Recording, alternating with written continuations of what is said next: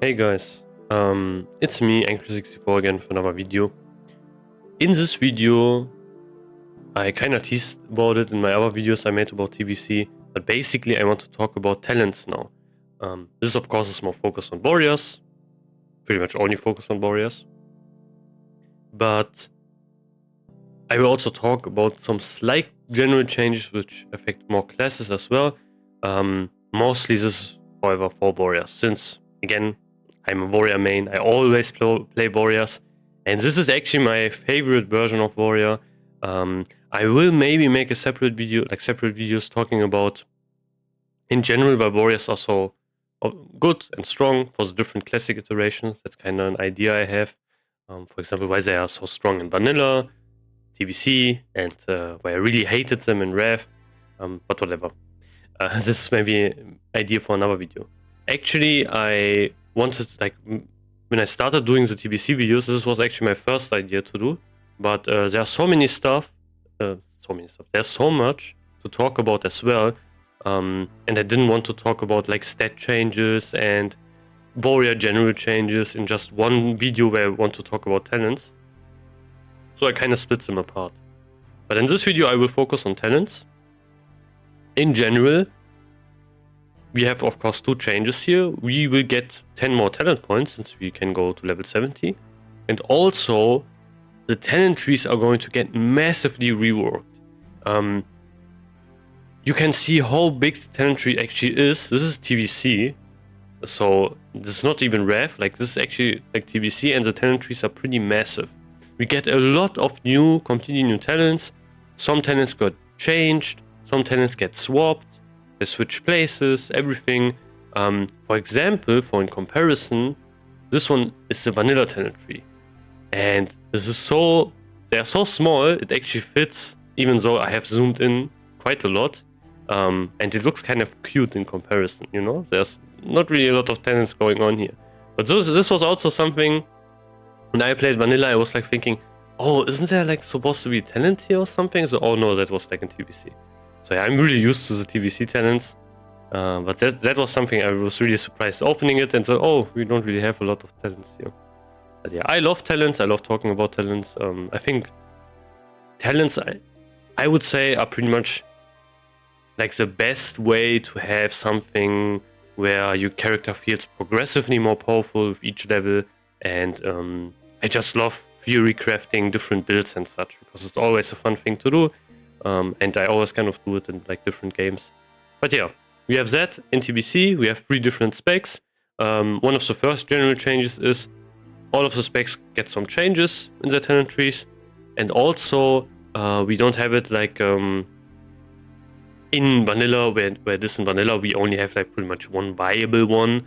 That is also always one of the critiques of talent trees. People will just pick the best one and that's it. I disagree heavily with that argument, because we have this as an example.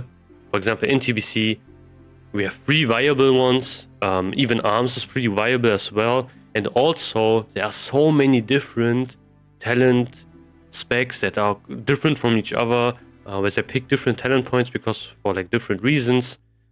And that's kind of crazy. Like in general, I can just remember from the top of my head, we have, of course, arms warriors, we have fury warriors, we have protection warriors. We have things like Kebab warriors as well. We have the dual wish spec for warriors. We have like the sword spec one, X spec. It's crazy how many specs there are. For other classes, it's even more insane. Like, for example, protection paladins, they have so many different specs as well, talent specs. It's kind of crazy, but yeah. So that's the argument for me. It's pretty nonsensical. But now, if I just want to talk about that, we can kind of start here already. So right now we have Fury, Arms, and Protection. Mostly I will focus this video also on the Prepatch. So I will try to limit myself to level 60 talents. I will also show you, probably later in the video, some level 70 things as well, which are important. Since it is something we will see in the Prepatch. I'm not sure how long the Prepatch will be, but one thing that is pretty important is I think it will be longer. That's just my theory. And also, this is something that is like close, to be honest. Getting to level 70, everything is will take a longer time. So I think this is actually way more relevant for a lot of people. So let's start with Fury, because why not? I think this is probably the thing most people are familiar with. One thing is also true here, Fury Prot is pretty much dead. You can use it in I think in the Prepatch you can still use it, but after that it's pretty much dead. And I think, to be honest, in my personal opinion, I think Protection is way more interesting than Fury Prot. But yeah, let's start with Fury first. We have Cruelty. This is a no-brainer. We are always going to pick Cruelty. This didn't get changed. It is pretty much the same thing as always. So also it's still percentage-based, which is really nice, of course. So it always is going to scale. It is always going to be really strong when you are leveling, when you are at max level, when you have like really strong gear, when you have really shitty gear. It doesn't really matter. It's always going to be really nice. The other talents are also pretty much the same thing. We have Booming Voice. You just increase the pregnant duration of your battle shot, demo shot, commanding shot. This is pretty nice while you are leveling, since you will need to spend less rage when for like your shots. They will be up longer.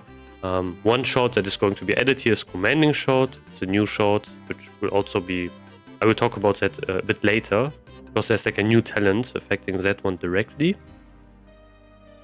But yeah, this is also nice for PvP, of course. If you use demo shot, you can get rogues out of stealth way quicker. Actually, no, way more consistently, since like the range is going to be bigger. Improved demo shot, pretty good talent, as always, since it's a lot of attack power reduction. I like read some different things about the improved demo shot, so where it's actually not that insanely useful, and you only want to pick a couple of points into it, since there's like a cap on how much attack power you can reduce. But with things like Curse of Wreck being permanently up on the enemies as well, like it should be, I think this is also getting a lot of value. But you can always just pick Unbridled Wrath. This is also going to get more value, since Rage is going to get harder to pretty much get. Rage generation is going to get nerfed. It isn't that strict, like it isn't that much, but it is, I think, pretty big deal. Also, you need to think about, we don't have ward buffs anymore, and we have like less consumables to play with. So yeah, rage generation will be something that is going to be more of an issue. So having like Unbridled Wrath can give you some additional rage as well. These talents are pretty much the same. One thing that is kind of different here is this one. This also looks way different. There's like a new picture. I like this picture as well. Kind of reminds me of the racial. Every man for himself with people. Remember that from the Wrath. But yeah, this one increased the melee attack power bonus of your battle shot. So that's always the same thing that the vanilla version did. This one was the place where we had improved battle shot, but also increased the health bonus of your commanding shot. So that's what I mean with the new shot. I talked about this in my warrior changes video. Basically, we get like a new shot which increases our maximum HP, and we can use that one, or we can use battle shot. So yeah, this is a no-brainer. We will still always try to use it as well. These talents are not really going to get changed here. We still have the improved cleave. This is still pretty mediocre, since it only boosts the bonus damage of cleave, not really the whole cleave damage, sadly. Piercing Hole is a pretty underrated talent.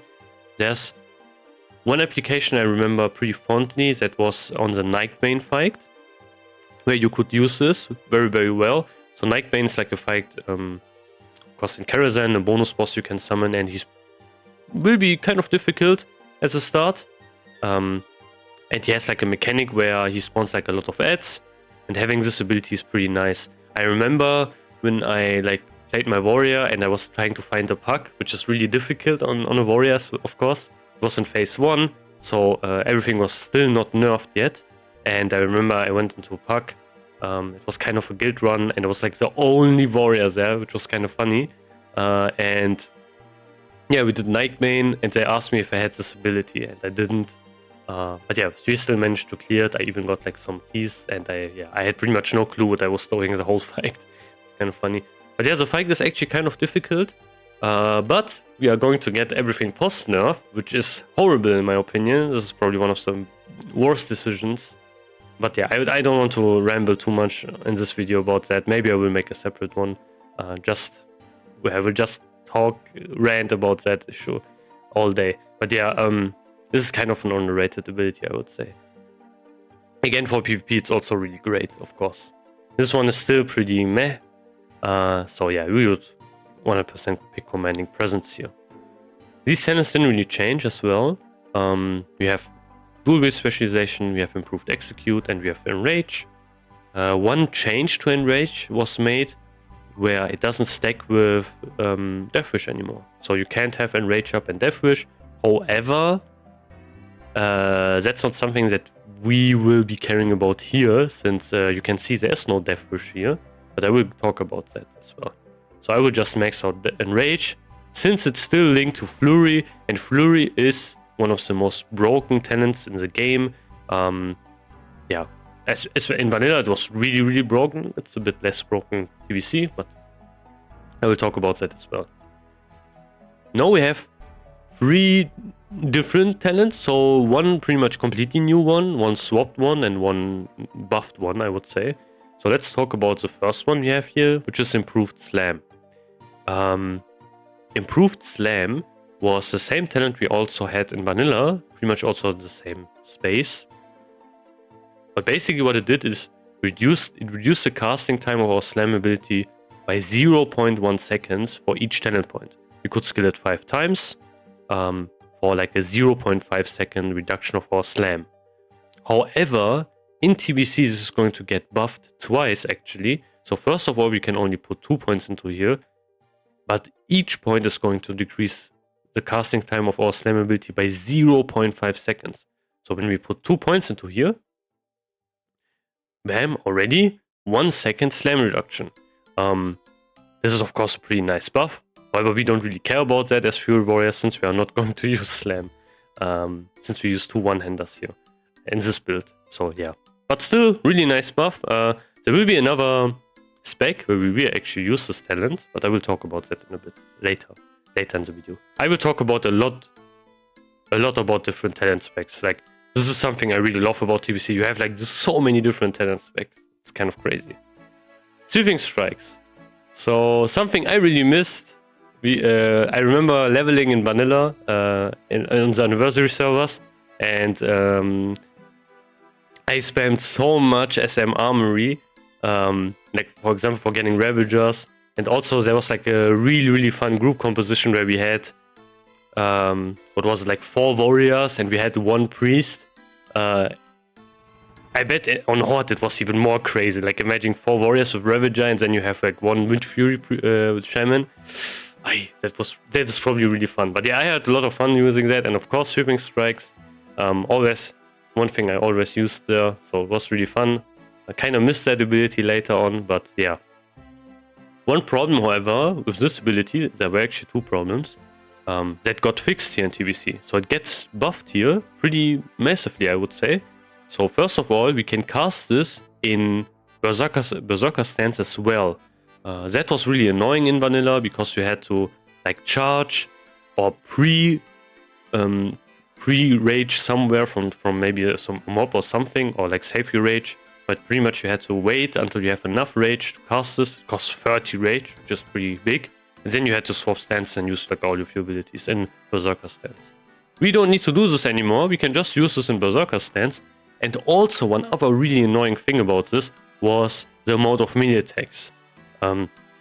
So if you were really unlucky, you could only, like, since you didn't really crit or you didn't have enough rage, you could pretty much waste all of your attacks with just auto attacks, which was, of course, pretty annoying.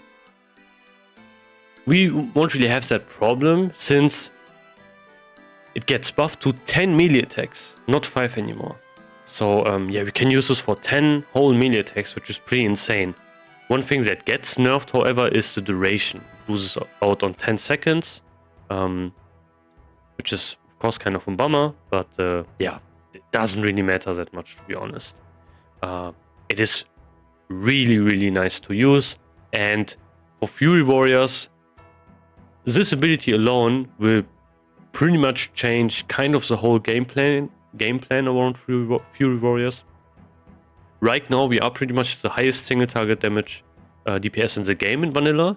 However, we are going to get like a lot of nerfs, like Rage Generation, for example, and also like we will get a lot. We can benefit from a lot less consumables, wall buffs, everything. One thing that we get a lot of buffs on is, however, our like cleave damage. So we are pretty much going to be the best, especially melee cleave DPS in the game. You can imagine if you have like a, let's say you have the boss and like 2 additional mobs, our burst cleave damage is going to go through the roof. It's actually insane, especially if you have a lot of rage beforehand. You can pop this. We can like do so much insane burst damage. It's crazy. For dungeons, it's going to be really fun. But yeah, that's just something I wanted to talk about here. So yeah, 100% we are going to pick up Sweeping Strikes. It's a no-brainer here. Next one, we have Weapon Mastery. This is a completely new talent. One thing they tried to do in TBC is they removed all of the additional weapon skill we could get from other sources and replaced it with expertise. And what expertise does, it basically, I talked about that in my stat changes video, it reduces the chance of the enemy being able to dodge your attacks. And we have also talents helping with that as well. So this talent, basically what it does, it's actually really strong. We can skill it 2 times. So for each point, it reduces the chance of your attacks to be dodged by 1%. So 2 times, 2%. And this is immensely useful to reach the dodge cap. So basically, if we get enough expertise, we can make it so attacks can never be dodged. And you remember, if our attacks get dodged, like there's no damage. So this is a pretty important stat cap we want to reach. We want to reach our hit cap, and also we want to reach that as well. We want to reach our expertise cap. So yeah, pretty nice talent here as well. Helps massively. 2% is pretty huge. It will cut down the amount of expertise we would need by a lot. It's pretty insane. Also, what it does, it reduces the disarm duration by 50%. This is a pretty common thing you will see on a lot of different stuff. Pretty much all of the items which had immunity to disarm previously will have this buff. For example, we had Steel Weapon Chain. In vanilla, if you put this one onto your weapon, you couldn't be disarmed anymore. But you can see it right here. It will only reduce the duration of disarm effects by 50%. So that's like what that's pretty much every single item which has like immunity to disarm will have. So yeah, if you have that as well, you have that as a bonus as well, I guess. But you don't really care that much, of course. The bigger one is the 2% dodge reduction. Now we are here. I need to go further down. So I will pick 2 into dual wield specialization. So I can go further down the tree. And of course I want to max Flurry. Flurry, still going to be insanely strong. We will have more access to attack speed in TBC. TBC is pretty much the haste attack speed expansion. We have things like Bloodlust. I can pull it up here. If you don't know what Bloodlust even is, maybe you never played TBC. But basically this increases our melee range spellcasting speed by 35% for all party members for 20 seconds. This is pretty much the... Yeah, we need to really pump right now. One shaman, please pop Bloodlust. And then you will do tons of damage for 20 seconds. This is like the burst window where you want to use everything. But yeah, it's really, really fun, you know? You can blast so hard if this one is up. It's crazy. And we will also have a lot of access to haste items as well. One of them, of course, famous ones is Dragonspine Trophy. Or DST in short. I remember I hosted like some amount of pucks trying to like HRing this item and trying to get it. And I got it in my 2nd or 3rd run. And the runs were really demonic as well. So yeah, but yeah, it is insanely good. The proc is just insane. 325 haste rating is so good. So yeah, this is also really important. This will be your best slot trinket for pretty much forever until Sunwell, if you can get it on a warrior. But yeah, it will be funny to see in our guild who is going to get this first. I think there will be some drama around that as well. But we have, yeah, that one. One important thing, however, I want to mention here, Flurry sadly got kind of nerfed here. It used to give us 30% attack speed, but it only gives us 25 attack speed anymore. Slight nerf. I mean, warriors in general get a lot of nerfs in TBC, but I think it's deserved as well. However, it's not really in a way where we would say, oh, warriors are now so boring and they are like unplayable. This is something you see like a lot of people talk about. They say warriors are unplayable, they are useless, and they are so dog shit. I would rather go to vanilla again. Yeah, good luck doing that when you have to compete against 20-30 warriors. I don't really like that. And warriors, like I think even now, there's still a lot of people that are kind of underestimating them. I mean, they need a lot of support, don't get me wrong, but they are still going to be the best melee DPS in the game, and they are going to scale insanely well in TBC. I would say, actually, which is kind of a weird thing to say, but they scale, I would say, better in TBC with gear than they did in vanilla. In vanilla, the problem was pretty much all of your most damage came from consumables and buffs, but in TBC, that's not really a thing, and gear is really insanely important. And actually some of the items in TBC are cracked. Like the items are way stronger than in vanilla. You saw DST, for example. This item completely changes, for example, how you like if you get it compared to if you don't have it, it's night and day. Trust me, I had it. It was crazy. I mean, like the amount of damage you could pull off. But yeah, that's just something we have a lot of more external sources, and the scanning is pretty insane there. No, I want to talk about something else as well. Let me go down further the tree. We have new stuff here as well. So basically that was where the vanilla tree ended. We got blood first, and that was it for the fury tree. You can see it right here. There's like nothing anymore. But we have new talents here. So we have precision. This talent basically gives you some hit chance. Don't forget, since we don't have access to weapon skill anymore in TBC, we will always need to have 9% hit chance. Like, basically, okay, if you have, like, I'm not really counting buffs and debuffs on the enemy, things like improved verifier. I talked about that in my stat changes videos and so on. But just generally, you kind of want to have 9% hit chance, unless you can really guarantee that you have heroic presence in your group all the time, or you have like improved verifier on the boss all the time. Then you can kind of gear differently. But yeah, that's just something I want to clear up here. So this talent can help you getting some additional hit chance. In the pre-patch, if you have decent gear, for example, for me, I have like a lot of hit, and I think the best in slot setup has like has pretty much, I think, pinpoint 9% hit chance. So yeah, you will pretty much be good in the pre-patch if you have like a really good gear anyway. There's like a lot of hit gear in vanilla anyway, so this might be not that important to skill right now in the pre-patch. But when we are going to level up and we are going to need more hit rating, this is of course a pretty important talent to have. Then we have improved whirlwind. This is also a new talent. Basically, it reduces the cooldown of your whirlwind ability by 1 second. We can skill it 2 times. Then we have 2 second cooldown reduction on our whirlwind. Whirlwind has a 10 second cooldown, and with that one maxed, it will have 8 seconds.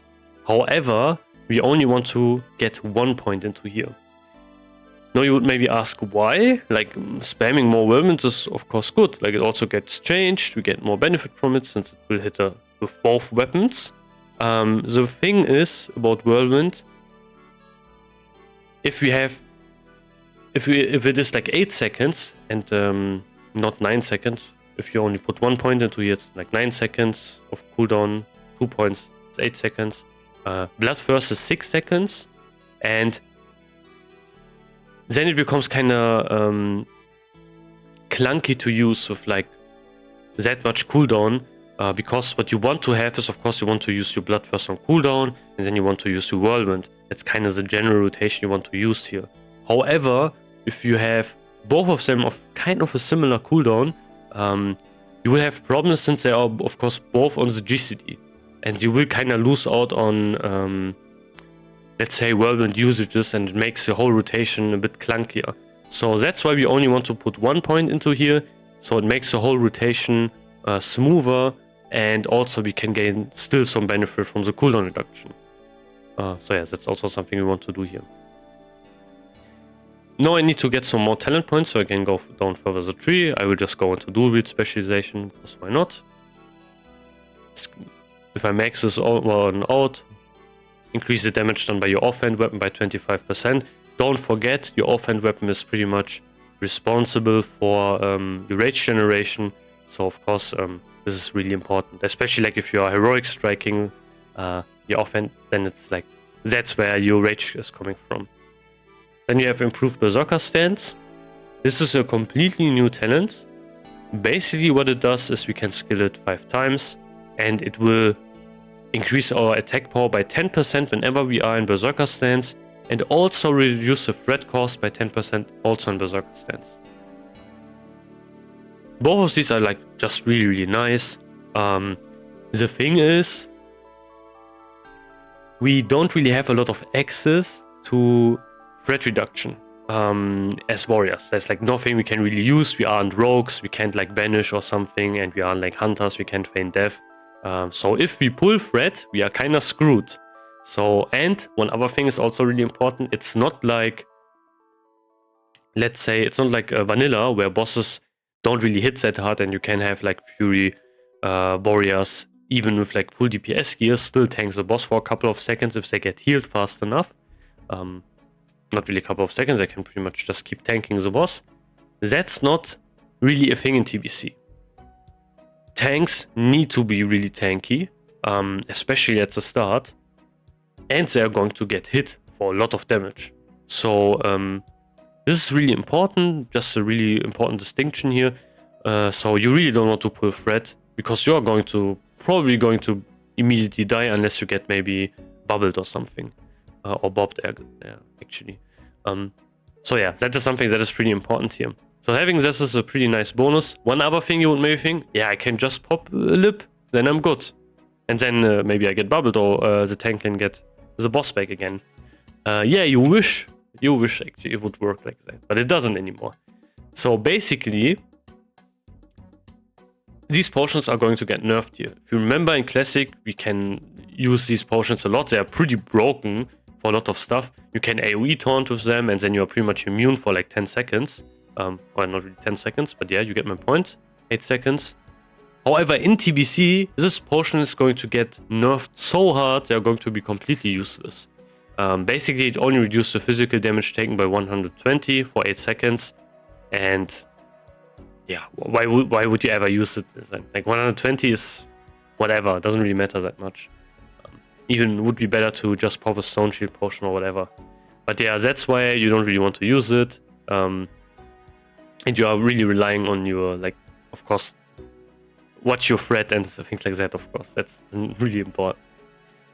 The last talent we have in the Fury tree is Rampage. This is a capstone talent for Fury warriors, and you will have that in the Prepatch as well. You will be using this one.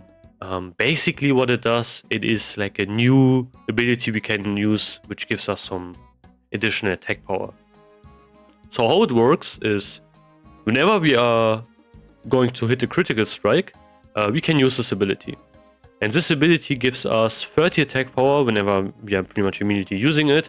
And then the next successful melee attacks would actually increase the attack power by an additional 30. This stacks up to 5 times. So pretty much 150 attack power.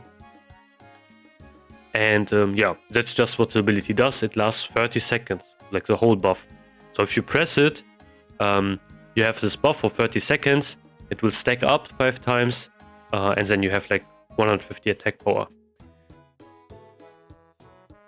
How you want to use this is basically whenever your Bloodthirst and Whirlwind is on cooldown, and you don't really have anything else to press, and this buff is going to run out, then you are going to want to press Rampage. However, this talent is pretty mediocre and has like some problems where it's also pretty clunky to use. So one of the problems, first of all, it doesn't really scale really well. 150 attack power is not really a lot, and attack power in general, unless it's like a huge amount, of course it's not really a good thing since it doesn't really scale with anything. It doesn't scale with kings. Yeah, that's one of the problems we have here already. So that's the first thing. The other thing is, it is pretty costly. It costs 20 rage, and it is also kind of annoying to have, like, to keep up. This talent is, like, this ability is pretty good on fights that are really long. But you can imagine how annoying it is to use it on abilities that are really short. So if you are bursting down a boss really, really fast, you don't really have time to spend 20 rage and GCD to cast Rampage and then wait for it to stack up 5 times. Because by then the boss will probably be almost dead and you will have lost out on other abilities you could have used instead. So yeah, that's why Rampage is not really that good, especially when we are going to gear up a bit, when you are going to get stronger, then we are actually going to drop off Rampage and also some other talents. So we can actually pick up another talent which is in the arms tree, which is of course Death Wish. That is one spec that I think a lot of warriors will aim for way earlier than it was in TBC Classic, because it is really strong and it has like the best out of both worlds as well. I think it's also one of my favorite specs to play. It is really, really nice because you have pretty much everything besides like Rampage, but who cares about Rampage? I mean, I wish it would be better. Like, I kind of like Rampage. It's unique. We only have it in TBC. In Rev, it got changed into a passive, which is pretty much the feral crit buff for your for like, what was it, the whole raid or party? Or like, who cares? It's pretty much the same thing. Didn't really matter at all anyway. But yeah, here it's like an ability. I wish it was better, but yeah. Now we are like kind of done with the Fury tree. We still have 10 talent points left if we are thinking about the pre-patch. So where would we put them? Improved Heroic Strike, no brainer here. You are going to spam a lot of Heroic Strikes, so yeah, that's not something we will pretty much change here. One other thing you could also think about is Tactical Mastery. So this is a talent that got swapped. This one was in the arms tree, now it's in the protection tree. One of the first talents we can pick here. And it does the same thing. Whenever you are going to swap stances, you will retain some of your rage. We can only skill this up to 3 times instead of 5. For example, in the vanilla version, we could skill this up to 5 times. There's some additional flavor text where it says it also increases the threat generated by your Bloodthirst and Mortal Strike. That is something which is more relevant for like Fury Prot. So if you want to play Fury Prot, of course you would pick this one, and then you can use this talent tree as well for like Fury Prot tanking. I personally think Fury Prot is... I'm not sure about the Prepatch that much, to be honest. Like if you really want to use Fury Prot there, but I would rather, to be honest, if I would be someone that would be tanking, I would just go full deep protection, because why not? It is, I think, my personal opinion, way more fun, and also you have some new tools as well in TBC, and I think it would be way better as well. But yeah, if you want to do that. In general, having up to 15 rage is pretty nice. Now you would maybe think, okay, but aren't we losing on 10 rage if we do that? No, actually. In TBC, at level 20, we will get a new passive, which is Stance Mastery. And this one, what it does, basically whenever we are going to swap stances, we will still retain up to 10 rage passively. This will always be true for us. So this is a pretty nice general quality of life fix. Like if you remember, if you play Fury Prot in vanilla and when you swap stances, you will have 0 rage always, since you don't have Stance Mastery. And now, even without the talent, you will always have 10 rage, which is pretty nice, of course. So that's just something I want to, of course, also mention here. So this could be something you could do. Now we still have 4 talent points left. So you can pretty much put them into Improved Execute. you can put them into precision, lose 2 last points, and then you are kind of done here. Then you are like level 60. If you don't care about tactical mastery, you can max this one out if you want to. Yeah, if you want to have more cleave damage, you can do that, or maybe get piercing out. The last talent points don't really matter, to be honest. They don't matter at all. These talents are not something you can really reach, like Deep Wounds and Impale. Can't really reach that, so I really wouldn't recommend going into the arms tree. So we are pretty limited, of course, at level 60. One thing that will suck is we don't have that really nice sound whenever we crit, that Deep Wound sound, you know what I mean? So that will hurt a bit. But yeah, that's just something we need to deal with. So yeah, let's see. We actually want to reach that. So yeah, we can maybe go like something like that. You really want to, and then we kind of need to watch out. Okay, what do we want to do here? Oh wait, I'm forgetting something here. That's not something I want to have, of course. So yeah, I can actually show you what would happen if we can actually reach it. And now we have like 5-10 points left. You can put it maybe into here or improve Thunderclap if you want to use that. So why not? I will explain this talent in a bit as well. But yeah, you can see we are missing like 1 talent point. And you can't really, for example, I can't really do that here. So I can't really pull out one here, so I can't really reach it at level 60, sadly. Which is something that is pretty annoying. So you could skip out on Rampage and go for Deep Wounds if you want to. But again, this is not SOD, and this is not Wrath of the Lich King, where Deep Wounds is insanely broken. Because it doesn't stack yet. So yeah, that's not the thing yet. So it's just basically you will get refreshed over and over. And yeah, it's not like Ignite. That's kind of the comparison you can make. But yeah, so I wouldn't stress that. That's also something you want to go for if you want to be like that. But to be honest, I would just only pick up Heroic Strike here, skip the rest, and go everything into here, max everything out here, all of the damage once. And then maybe pick up Tactical Mastery 2 points into here, or go for Improved Berserker Rage if you really want to have that burst of rage. So you can pretty much spam Berserker Rage every time, and you have 10 rage always available. However, you need to be kind of careful, because on some encounters, of course, you want to use the Berserker Rage for fear immunity.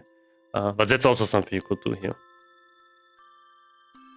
Good. So that's kind of the Fury tree for the pre-patch.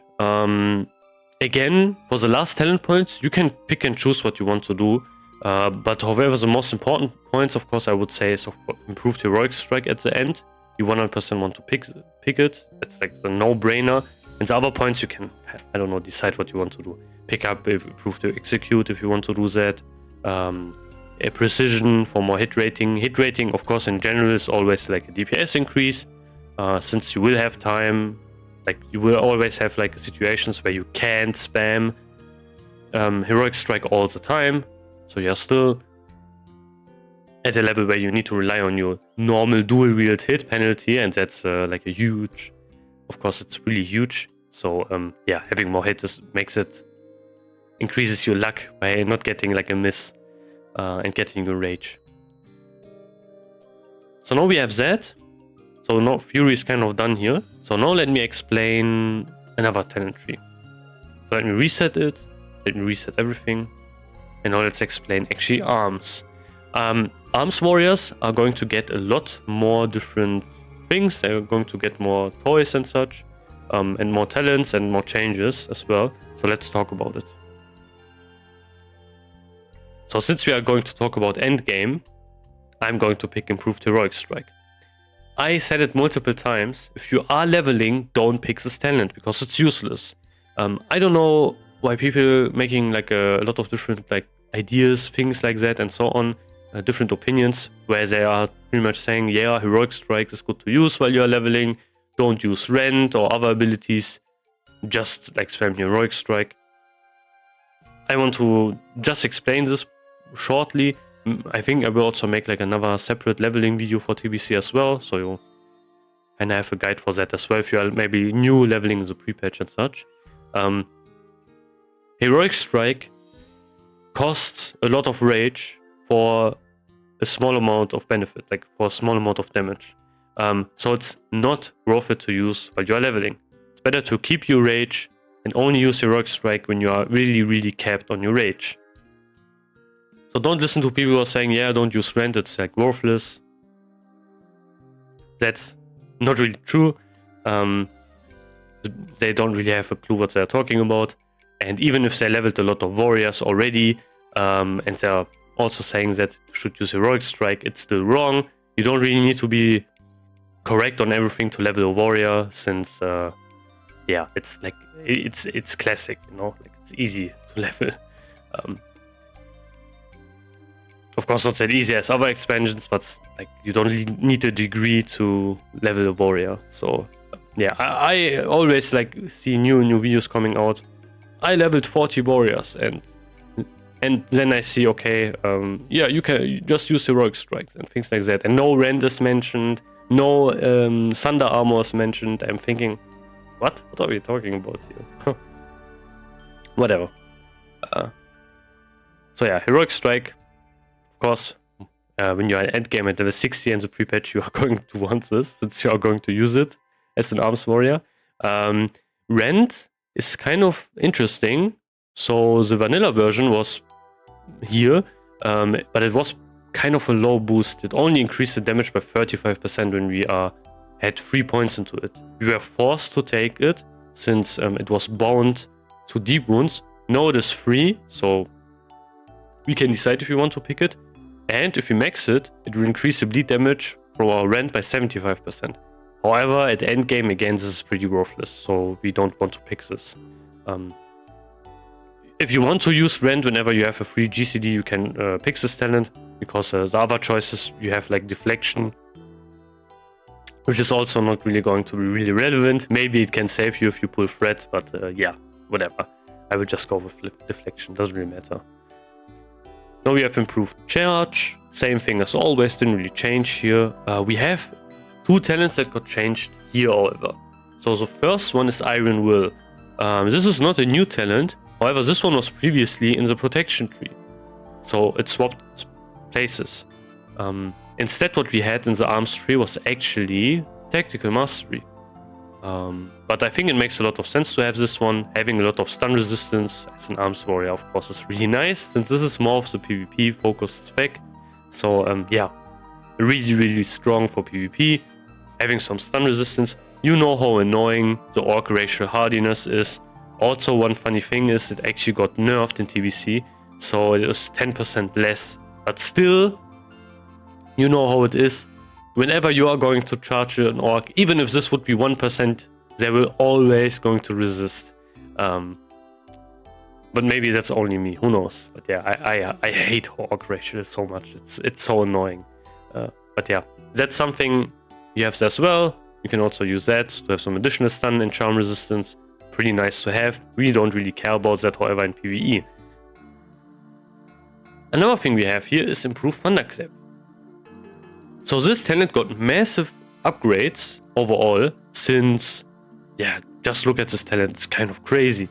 There's like a lot of on it. Just as a comparison, let's look at the vanilla version of this talent. That's the only thing it did. So we can max this one. Let me just use anything here. And that's the only thing it did. All it did, it reduced the cost of your Thunderclap ability by 4 rage points.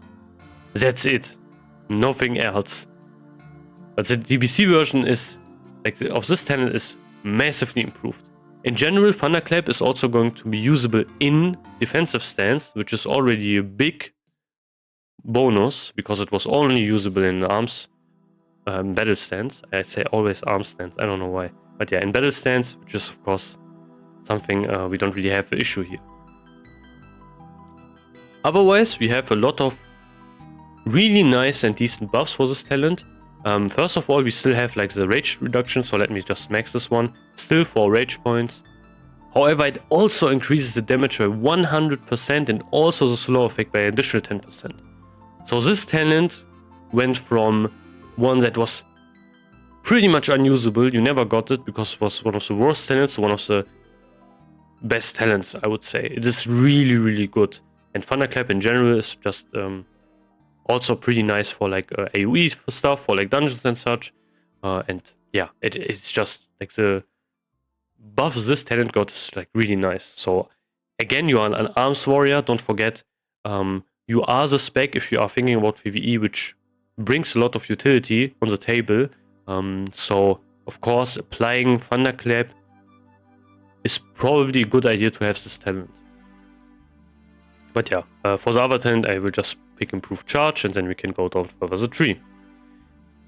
Next one, we have 3 talents as well here. We have Improved Overpower, we have Anger Management, and we have Deep Wounds. So this didn't get really changed. However, Anger Management was previously linked to Tactical Mastery. Now it's a free talent. So we can just pick it. It pretty much gives you some passive rage generation while you are in combat. This also means your rage is also not really going to decay while you are in combat, which is pretty important. So when you are in combat, you can just stay there and you are just going to get passively rage, which is pretty nice. Another thing, however, is also this one is pretty much better rage generation than Unbridled Wrath, because it's just so consistent. Improved Overpower, still a pretty cheap and easy talent to get. One problem with this talent, however, is since you will have more expertise, don't forget it, you will reach a certain amount, especially like for PvE, of course, where your abilities are not being able to be dodged anymore. So, of course, this is going to lose out on a lot of its value, since, yeah, there will be situations where you have that problem. But still, pretty nice and cheap talent, I will just pick it here. So yeah. Then we have Deep Wounds. Kind of a no-brainer here, since we definitely... There will be some points where we definitely want to grab Impale, which is pretty nice. So now we have two-handed weapon specialization. This is of course the same thing as always, so I will just pick it. It will just increase the damage done by our two-handed weapons, and we are going to use the two-handed weapon in the arms tree. There are actually different specs where you will be using two one-handers. There's also like a different talent spec for that, and that's still in arms. Still in the arms talent tree, but with two one-handers instead. So yeah. 5 points into here, and then I can pick up Deathwish finally. So yeah, Deathwish is actually in the arms tree, which is pretty funny. I don't know if I talked about this, but I think the general story was like, there was like a dev which kind of decided, okay, I want to have Deathwish in the arms tree, or I wanted to have Sweeping Strikes in the Fury tree. It was one of that, but I am not too sure. Deathwish is pretty much the same thing as we have in vanilla. One thing, however, that changed is actually it has a debuff. It also has like a debuff in vanilla. In vanilla, we basically got our armor reduced and also our resistance reduced by... How much was it actually? 20%. So that's one thing it did. In TBC, however, that will get changed, where we will receive 5% more damage. So yeah, that can be... Depending on the situation, can be kind of a problem sometimes. So that can maybe mean the difference between being alive and not. So yeah, it's of course 5% more damage taken from every single source can be pretty dangerous. But that's just something we deal with. Luckily, Deathwish didn't get nerfed otherwise from like the damage or whatever. So we still are going to do 20% more damage whenever this is going to be up. For weapon specializations, we have one slight change here. Actually, we have multiple changes. So actually, each single specialization got changed. Some more, some slightly. So first of all, we have Pole Axe specialization. Now we would maybe think, what the fuck is a Pole Axe? Basically, what they did is they merged pole arms and axes into one specialization.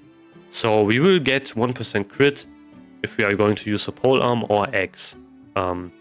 In vanilla, we had a separate one for pole arms, which was like down here, where improved intercept was. And that was really something that was really strange, because you had to get some amount of weapon specialization beforehand, so you can even get to that talent.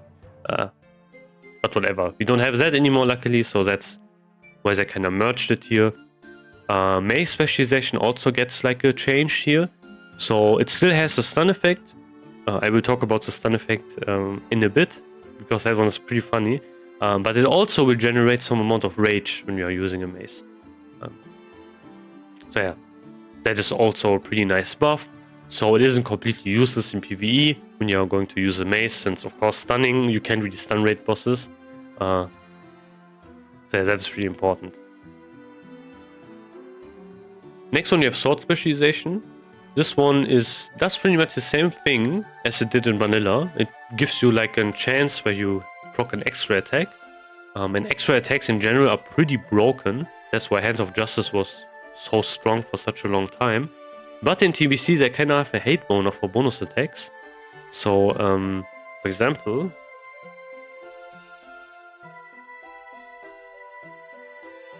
we have this, for example. Like in general, these kind of abilities will receive some cooldown nerfs. So that's something you will see here. And this one has like a higher internal cooldown. You see 500 millisecond cooldown. In vanilla, this only had a 200 millisecond cooldown. So yeah, it got kind of nerfed, so it can't proc that like a lot of the times anymore, sadly. One thing that is pretty funny, like about mace specialization, in TBC, warriors, like in PvP, sorry, are pretty known for their mace stuns. The reasoning being, which is also kind of weird coincidence. So there's like this mace you can craft as a blacksmith, which is Storm Herald. This mace you can only craft if you are a master hammersmith. Now you would maybe think, okay, this is kind of annoying.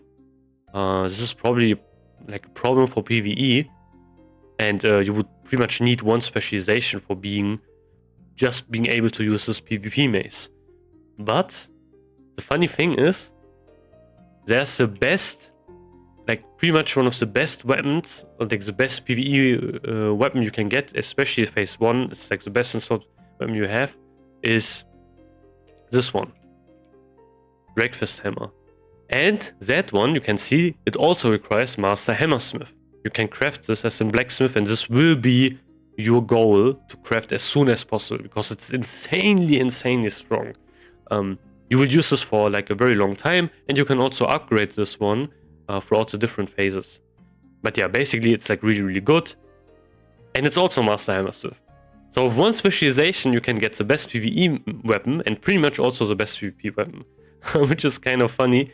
And what Storm Herald does, I think I didn't talk about it, but the proc is pretty insane. The proc also procs quite a lot. It stuns the target for 4 seconds, and you can see the other stats are also insane. I think this one is actually the upgraded version. Actually, I'm not sure. Wait, I mean, we have time, right? Like, my videos are so long anyway, so who cares? Is it the oh yeah, this one is 100% the upgraded version. I think this one was the base version, right? No, Thunder, yeah. This one is the base version. So you see, you need a lot of materials. And this one doesn't have the stun, but it is like really strong. And if you upgrade it to Deep Thunder, then you get like the stun effect. You can see it. It's pretty strong. Need Primal Never, Primal Mana. Is this one available in phase 1? I'm not sure. There's like a... But yeah, this is something that is pretty nice, and you can pair this up with mace specialization, and then, yeah, it can be pretty nutty. I think rogues are also known for their mace stuns as well. They have like a mace stun spec as well. So yeah, that will be funny to see in PvP. I will probably use this, depending on how much gold I can farm, so I can craft both, because they are going to be really expensive. But yeah, enough of a rant. Let's talk about more talents. For this one, I will just pick sword specialization. It of course matters, like what weapon do you have. In vanilla right now, the best two-handed weapon is a mace, which is Might of Manipul. So if you have that one, you would 100% pick mace specialization, like that's a no-brainer. However, if you have something else, for example, I have Bone Reaver's Edge, I would pick sword specialization. Now we have some other talents here as well. This one is kind of a new talent. So this one originally was actually in the vanilla talent tree, in the Fury tree. Here, improved intercept. But no, it is in the arms tree. It makes a lot of sense being in the arms tree since it's, of course, an PvP focused talent. Or slightly PvE if you want to use more intercept. Want to be quicker on the boss and such. Improved hamstring, same as always, didn't really change much. And then we have improved disciplines. This one is pretty strong. So let me max it and let's see what it does. We can put 3 talent points into this one. Basically, it reduces your cooldown of your retaliation, recklessness, and shield wall by 10 minutes if you max it. So if you put 3 talent points into it. And it will also increase the duration by 6 seconds. So pretty strong of a talent. Basically, you remember recklessness lasts for 15 seconds. So if you have this maxed, you have a recklessness for 21 seconds. Which is also more close actually to Deathwish, which is kind of insane to think about. And pretty much the same duration, also actually 1 second longer than your Mighty Rage potion. So having this one makes this pretty nice. However, the bigger thing is of course 10 minutes of cooldown reduction. You know how broken recklessness is, and one really nice thing, we aren't in the we are in the bad situation like in Rev where it got massively nerfed. We still are going to have the vanilla version. So 15 seconds, guaranteed crits, but we receive 20% more damage. We are still going to have this. So we can pop this and just pop off. This is really fun to use in TBC. Like, trust me, if you have Bloodlust up, if you have all your cooldowns up, TBC is really the expansion where you have so many different buffs and consumables up. I mean, like active ones, like haste potions, Bloodlust, maybe trinket procs, and also like your enchant procs, same thing as in vanilla, like Crusade and such. And then you can pop your trinket as well. I think, did I say it? Yeah, I think I said trinket procs. Then pop recklessness, Deathwish, and you're going to pump so insanely hard. That's so crazy, but it is really fun. Especially since you have a lot of haste, you can spam so many heroic strikes. It's crazy, and all of them are going to be critting, and you are probably going to pull threat. Yeah, that was also like there was always a really fun thing in Hydra, for example, on the first boss, popping everything. And then just going to blast, and you are like high on the things, and then you are going to get threat, and you are going to get immediately one shot. And you're going to get pissed off at your tank. Man, why can't you pull threat? Whatever. But yeah, it's going to be fun. I can't wait for that. But yeah, it's a really strong talent. If we would have that in the Fury tree, man, this would be crazy. But that's something we need to think about here. It makes things a bit more annoying because if you have arms warriors, they are going to have different uptime on recklessness, since they have like 20 minutes cooldown and Fury warriors have 30 minutes. So yeah, but that's something isn't really that important. Now I need to get more talent points, so I will just go into deep wounds, and then I can pick more talents here. Next row is going to be unlocked. Mortal Strike is our familiar ability, didn't really change here, so I will just pick it. We have 2 new abilities, similar to like Bloodthirst in the Bloodthirst row in the Fury tree. One of them is meta-defining, so it's one of the best talent passive abilities, whatever you want to call it, or I would just call it talent, you can have in the game. It is insanely strong, and it is so strong that you have certain specs and different warrior specs just aiming for this talent, and then doing like some different stuff. So yeah, let's talk about it. So Blood Frenzy, what it basically does, we can put 2 points into it, which I will do. It will pretty much increase all physical damage caused to that target when the debuff is up on the enemy by 4%. So let me shortly try to explain this. So whenever an arms warrior who has that talent is going to use rend or deep or like crits the enemy for like a deep wounds, they are also going to get that debuff. This debuff makes it so every single physical DPS is going to do 4% more damage, pretty much, which is insanely strong. Like, it is really, really strong of a debuff. And you always kind of want to have like one arms warrior in your raid, just because of this debuff. You can imagine, of course, this is easily applicable. So even like, let's say the arms warrior is going to use a whirlwind and he's going to crit, you have it up on multiple enemies as well. So yeah, it is insanely useful, and you always kind of want to bring an arms warrior just alone for this talent, because having 4% is pretty huge. So yeah, that's kind of the thing with TBC. You kind of want to bring pretty much debuffs and like the reg debuff, reg specs, classes and such. And you kind of want to play like it's kind of like a mini game where you need to theory craft. Okay, how can I make like my group work? Especially if you are like in a guild, and you need to think which people are going to play which class. How can I organize it so it makes sense? How can we get actually the most amount of debuffs and buffs?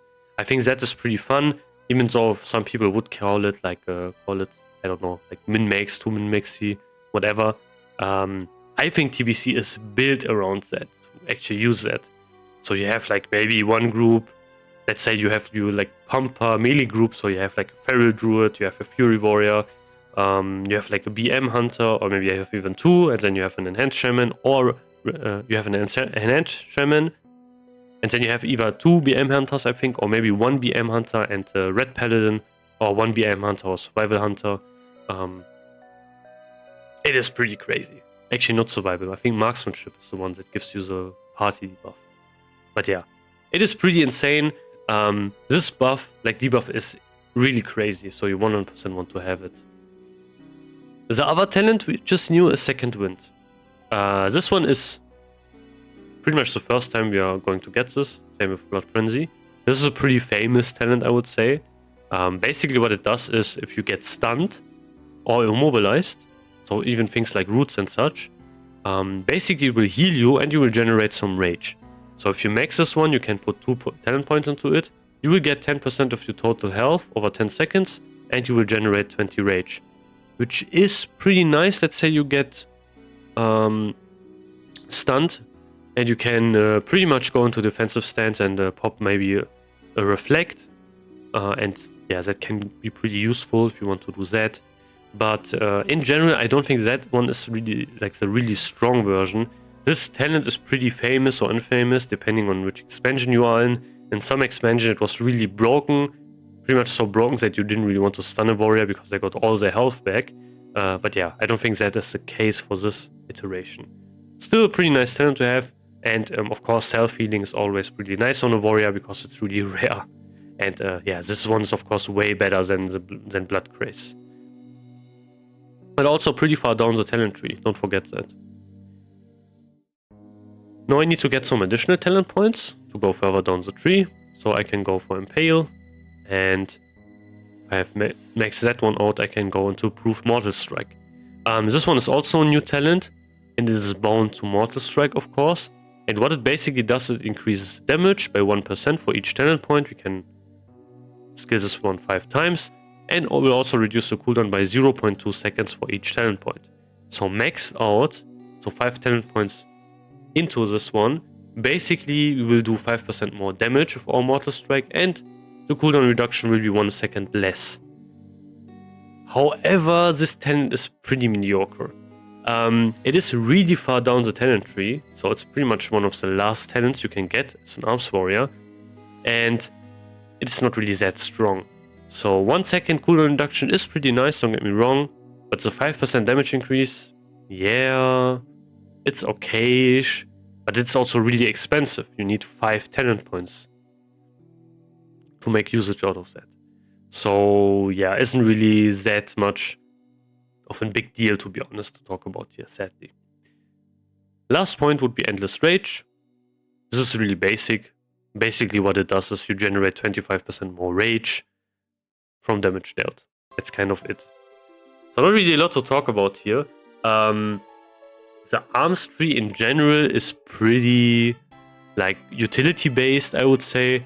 You have like a lot of different talents which are focused around PvP, PvE, utility. So yeah, however, Blood Frenzy. Sorry, I hope you can't hear that outside, but there's like some sirens and so on going around. But yeah, basically, it is pretty much the whole tree works because of Blood Frenzy. So yeah, this is, I would say, the most important talent in this whole tree. Now you have some talent points left, so you would be level 50. Where can you put them? No brainer, you of course pick Cruelty. Then you can kind of decide what you want to do here. There are like a lot of different talent points. You can put them wherever. If you want to have some stun resistance, if you really care about that, you can do that. If you're going to apply Demo Shout, which you are probably you're going to do, you can put points into here. And maybe if you go more of a hybrid, you can also do like something like this.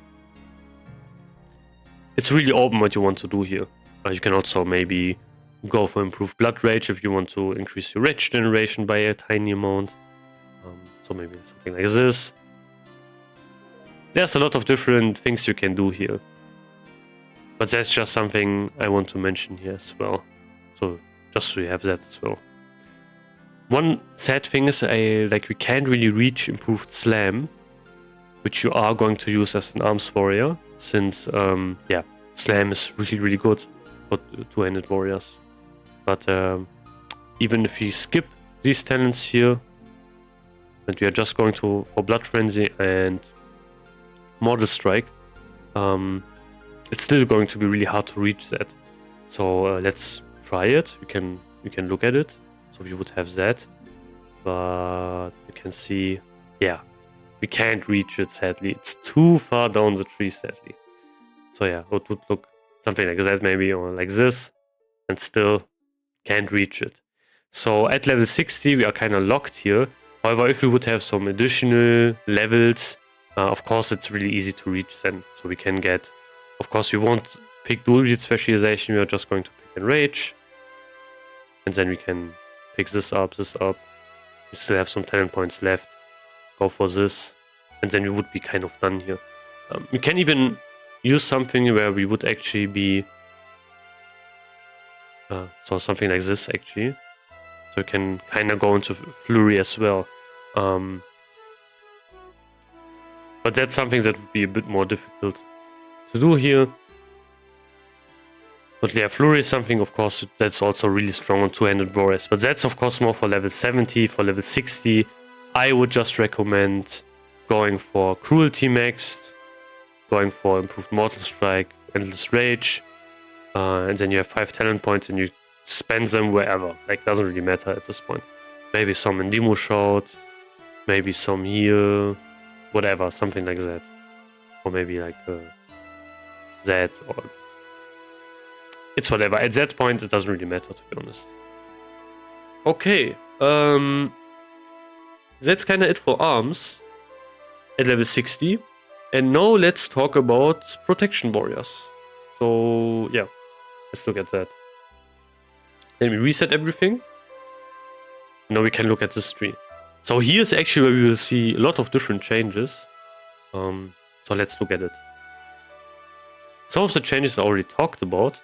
But I think the biggest change is basically, it is actually viable.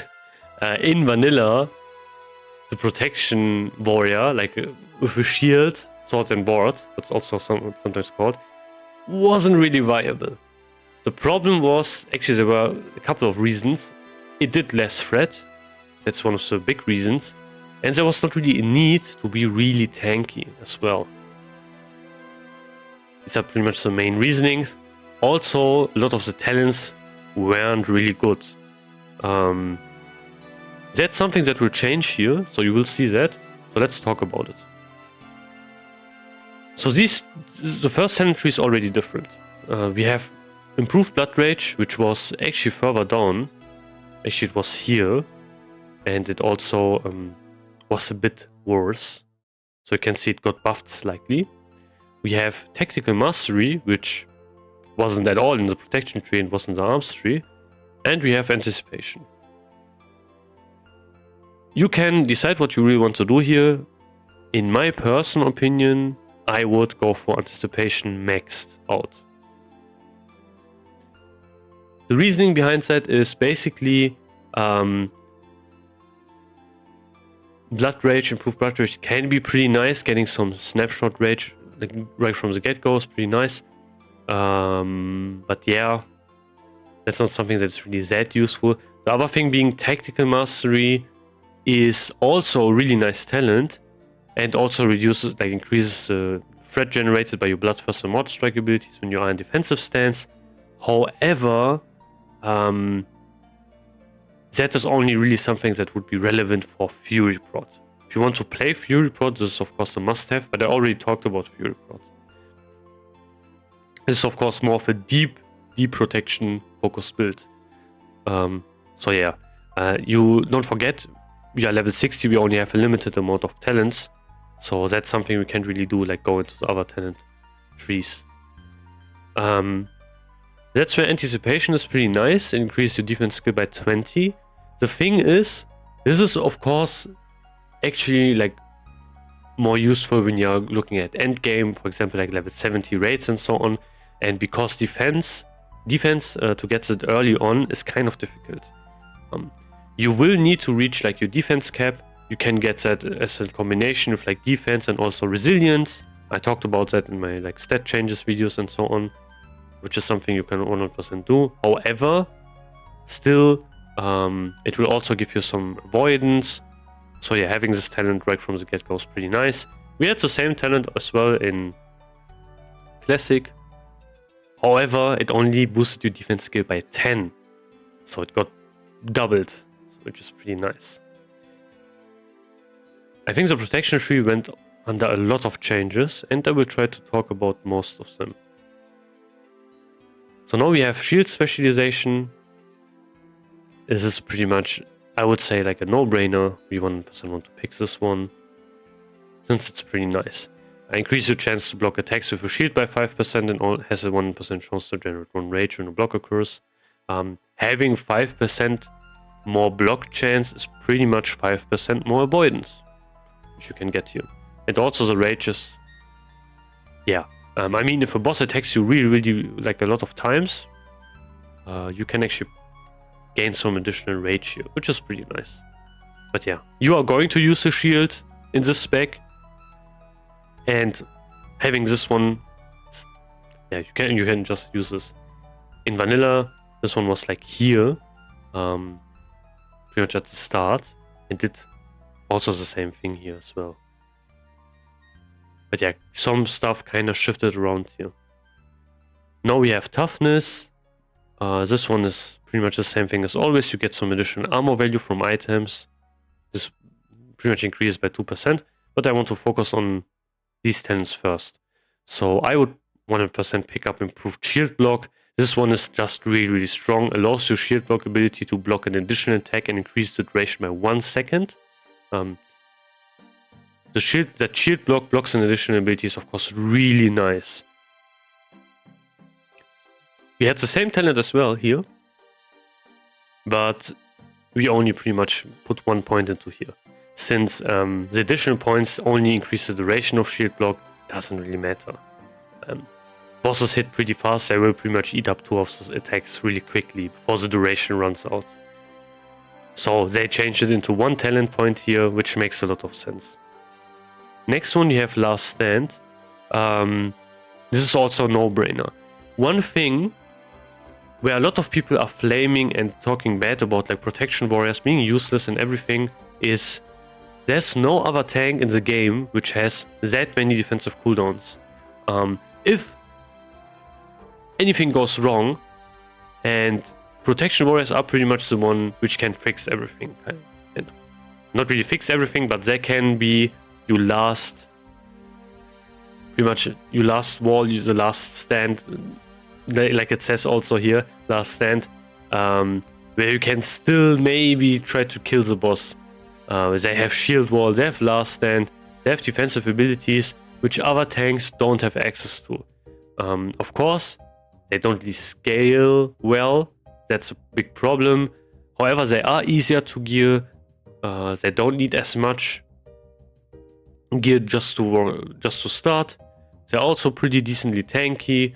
Not as tanky as Feral Druids when they are max and have a lot of gear, of course. Like, nothing can compare to that. That's a whole other thing. But yeah, they still have their usage. They are still really useful. And I think people are a bit too harsh on Protection Warriors. I think it's not like a Wrath of the Lich King where they were pretty much completely useless unless you were thinking about dungeon tanking. Actually in TBC you can still use them. We had actually I remember in the TBC Classic when I played, you didn't see Protection Warriors in dungeons, but you saw them a lot in raids. And yeah, that's something I just want to talk about. And they're also, I would say, pretty fun to play. I didn't really tank with them and so on, but just from the abilities and so on, and the buffs and so on they are going to get, they play really similar to vanilla Deep Protection Warriors, but they use some additional abilities as well. And they are like also way smoother to use, since a lot of the abilities they can actually use in their stance, for example Thunderclap. Now we have some other abilities here as well, talents, sorry. We have the same thing, Revenge, giving you a 15% chance to stun the target for 3 seconds. This one is pretty useless while you are raiding and such, so I wouldn't really pick it, let's be honest. It doesn't really make a lot of sense to use this one. So yeah, I would just skip it. If you are leveling, and maybe you do a lot of dungeons, especially like dungeons, this can be pretty nice to use, especially because Revenge hits like a truck early on. It's crazy how much of a damage boost it gets. Just for in comparison, in vanilla, I think at level 14, I shown this off in my Warrior Changes video, but it hit for 12 to 14 damage. The same rank, the same ability at the same level, in TBC will hit for 50 to 60 damage. So yeah, it is pretty crazy. Don't forget, Revenge costs only 5 rage, and you can guarantee use it if you use shield block. So if you use shield block, you can guarantee use Revenge always after. So yeah, like having 50-60 rage. Okay, shield block also costs some rage. Like, don't get me wrong. But let's say you maybe dodge, block or so on, like naturally, 5 rage. And you do 50-60 damage at level 14. I mean, yeah, it is pretty crazy.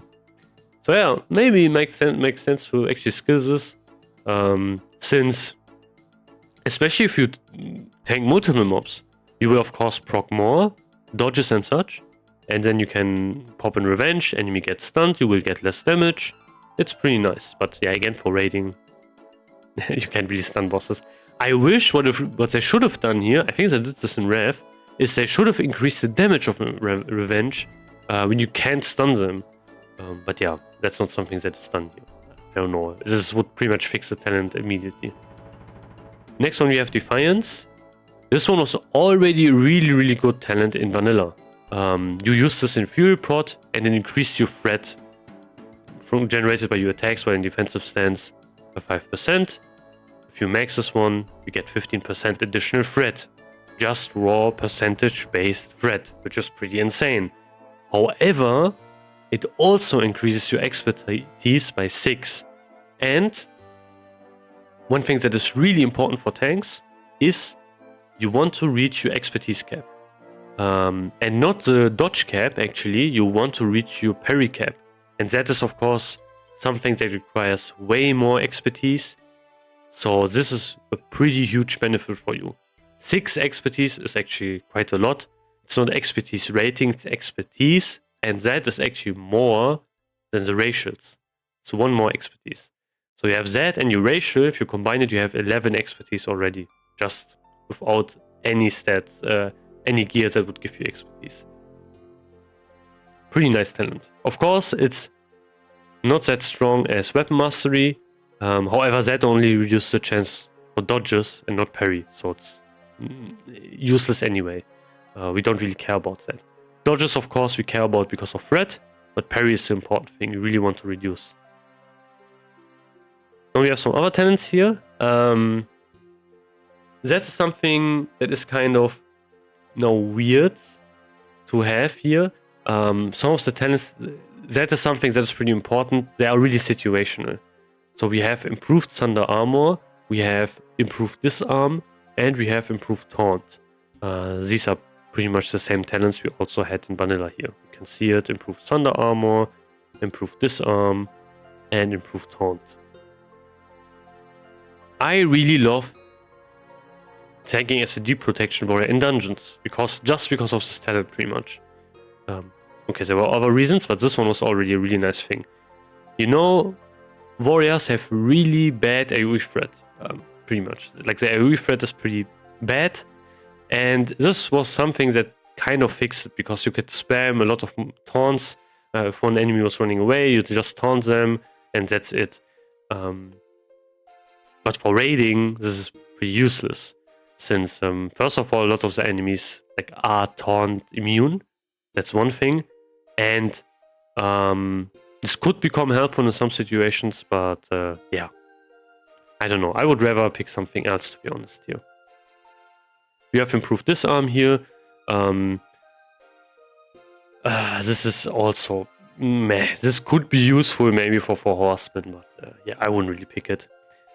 This one is kind of useful, actually, to be honest, because improved thunder armor, what it does is it reduces the rage cost using your thunder armor, and another ability which you actually use as in filler.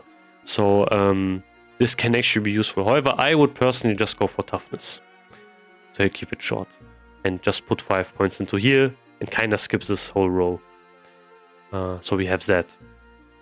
Now we have some additional talents here as well, and we have improved shield wall, which increases the effect of the duration of your shield wall by 3 seconds.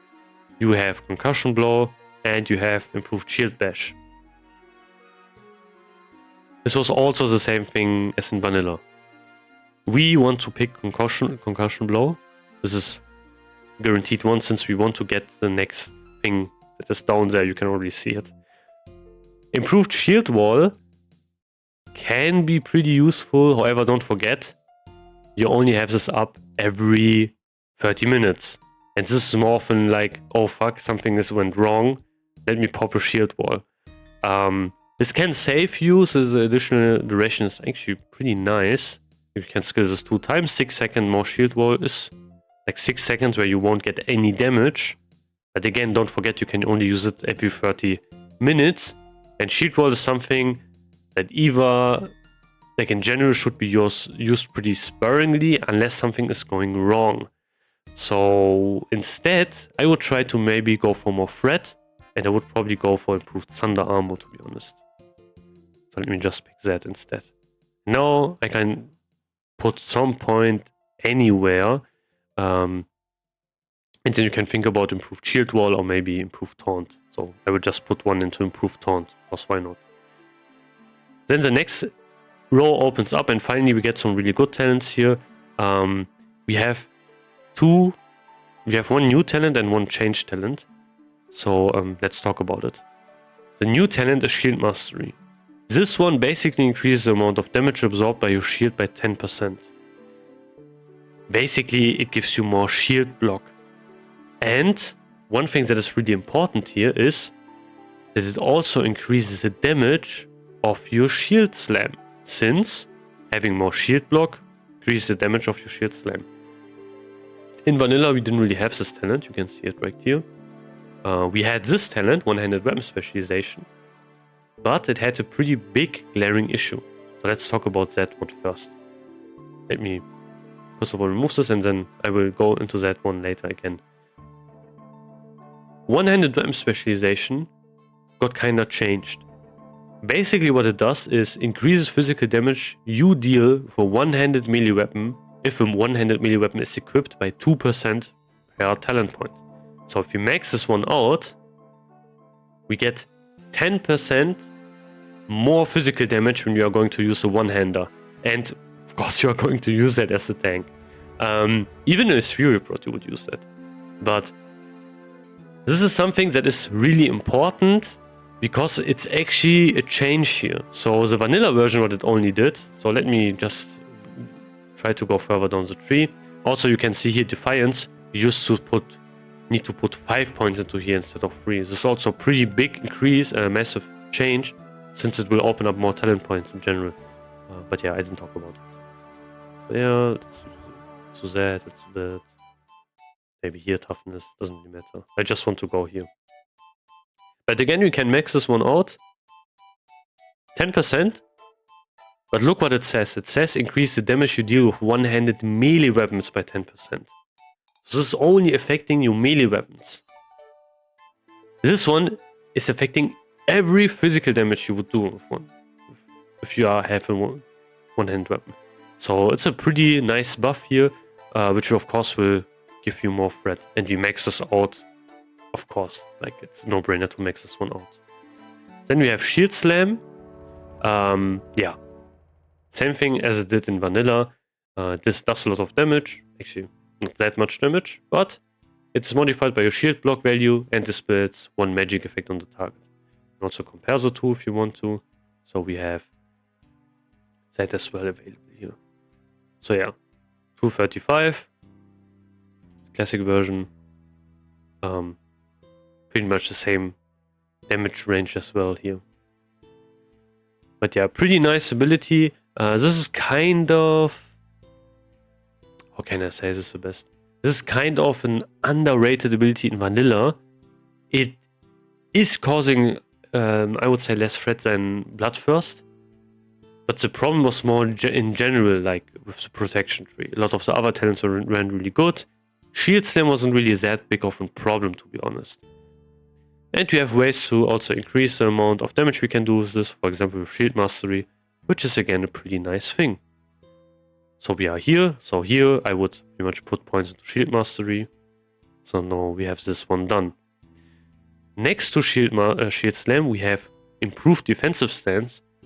This one basically reduces all spell damage taken while in defensive stance by 2%. You can use this, but to be honest, most of your damage is going to come from melee attacks. So yeah, it's not really that useful. Next one, you have Focused Rage. What this one does, basically, it reduces the rage cost of your offensive abilities by 1. Which is pretty crazy often, kind of often talent. But don't forget, you will be kind of rage capped, since you will get a lot of damage in, and your abilities are going to be really cheap.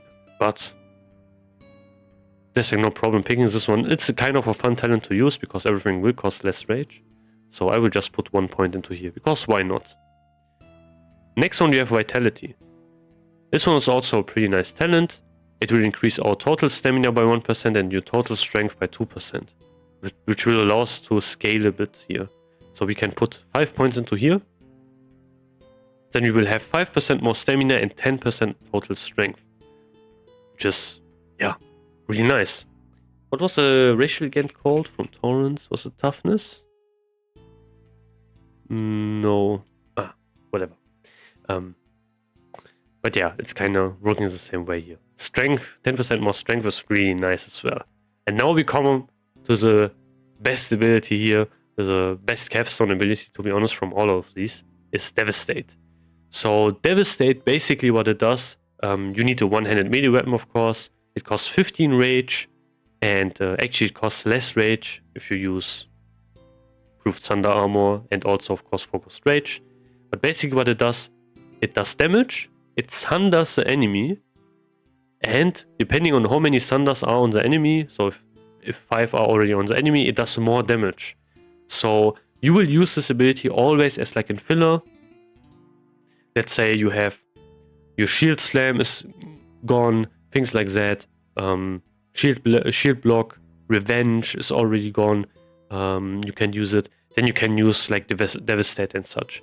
And yeah, it's actually a really nice thing to also additionally have. You will have a lot of abilities to play with as a protection warrior, since yeah, you can just imagine you have shield block, you have revenge.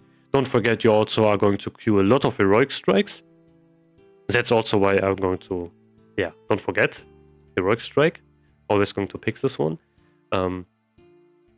It's also of course something you will use here, and yeah, you will have a lot of abilities to use here.